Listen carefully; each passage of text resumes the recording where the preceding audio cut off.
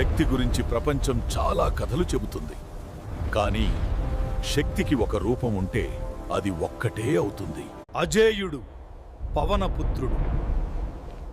ఆ శక్తి ముందు ఏది నిలబడలేదు.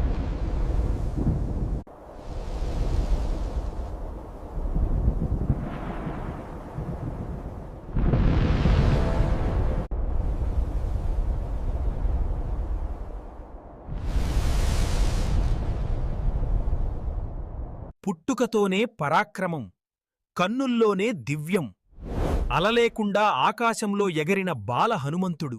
సూర్యుడిని పండుగా భావించి పట్టుకోవాలనుకున్న ధైర్యం పాత్రకు ఇదే హనుమంతుడు.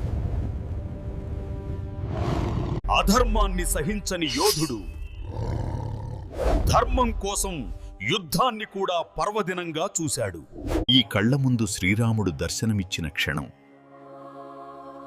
ఆయన సేవలోనే తన జన్మార్థం కనుగొన్నాడు.